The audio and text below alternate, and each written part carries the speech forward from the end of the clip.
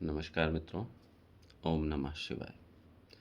मित्रों, जैसा कि आप लोग देख रहे हैं, लोकसभा चुनाव चल रहे हैं और लोकसभा चुनाव में जो वोट परसेंटेज है धीरे धीरे डाउन हो जा रहे हैं।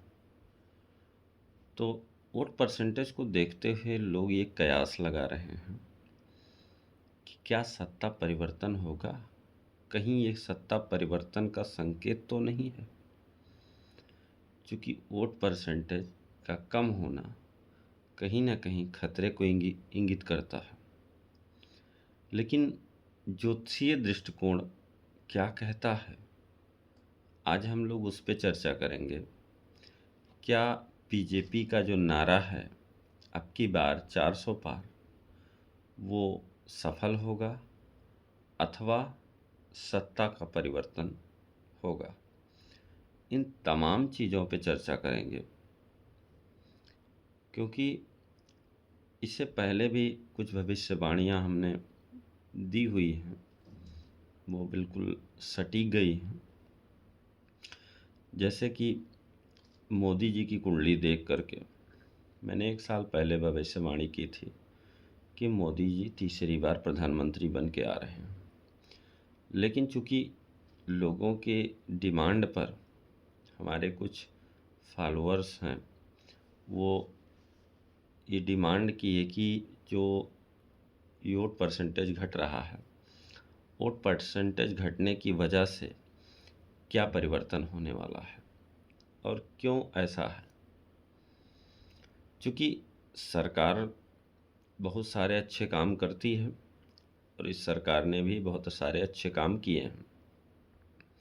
भगवान राम अपने घर में आ गए हैं, तमाम और बहुत सारे काम हुए हैं जिसको गिनाने की ज़रूरत नहीं है, आप सभी लोग जानते हैं।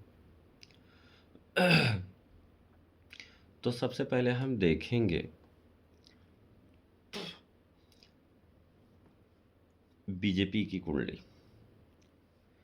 बीजेपी की कुंडली में चंद्र की महादशा चल रही है, चंद्रमा में शनि वक्री है, उसके बाद चंद्रमा में बुध की दशा।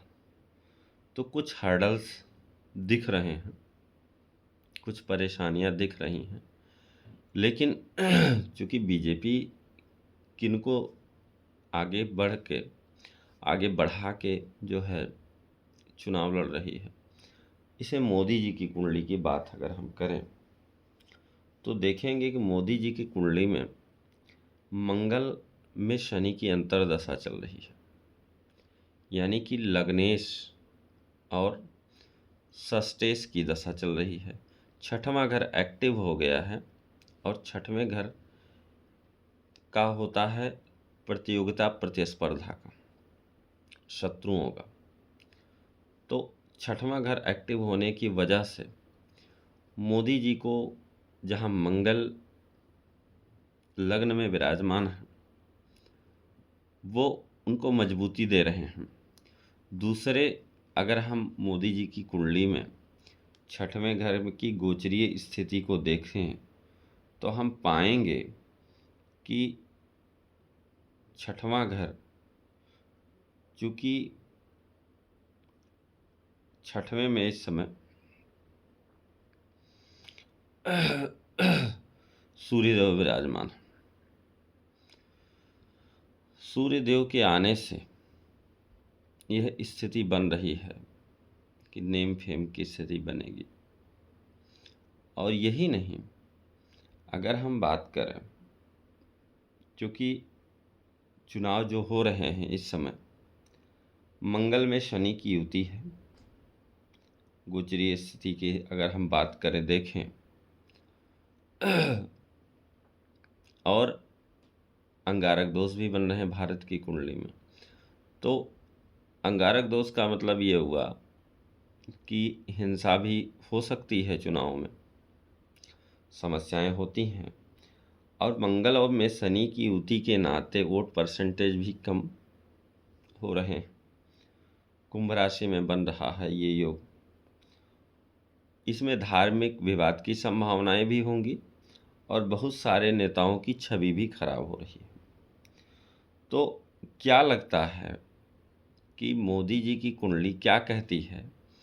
क्या सत्ता परिवर्तन होगा अथवा नहीं? तो आज की डेट में जो मोदी जी की कुंडली कह रही है, मंगल में शनि की अंतर्दशा चल रही है और छठवें घर के मालिक मंगल इनके लग्न में विराजमान है, तो मोदी जी बिल्कुल आक्रामक स्थिति में है। मंगल आक्रामकता देता है, ऊर्जा से परिपूर्ण करता है, और छठवां घर मंगल से रिलेटेड है, तो इसका मतलब व्यक्ति शत्रुहंता भी होता है, प्रतियोगिता प्रतिस्पर्धा में विजयी भी होता है। तो वोट परसेंटेज भले कम हो रहे हों, लेकिन मोदी जी की कुंडली में, जैसा कि मैंने पिछले साल ही एक भविष्यवाणी की थी, क्या मोदी जी तीसरी बार प्रधानमंत्री बन के आएंगे, तो बिल्कुल बन के आ रहे हैं, उसमें कोई संदेह नहीं है। क्योंकि मोदी जी की कुंडली मजबूत है, और मजबूत होने के कारण वो तीसरी बार प्रधानमंत्री बन के आ रहे हैं। रही बात 400 पार की, चूँकि बीजेपी की कुंडली कुछ कमज़ोर होती नज़र आ रही है, तो इसलिए 400 पार के आंकड़े में संदेह हो सकता है। लेकिन मोदी जी तीसरी बार बन के आ रहे हैं, इसमें कोई संदेह नहीं होगा। तो ये क्लियर हुआ कि मोदी जी तीसरी बार प्रधानमंत्री बन रहे हैं, इसमें कोई संदेह नहीं है। तो फिर ऐसे तमाम विषयों पर हम लोग समय समय पर चर्चा करेंगे, विश्लेषण करेंगे। फिर मिलेंगे, तब तक के लिए ओम नमः शिवाय।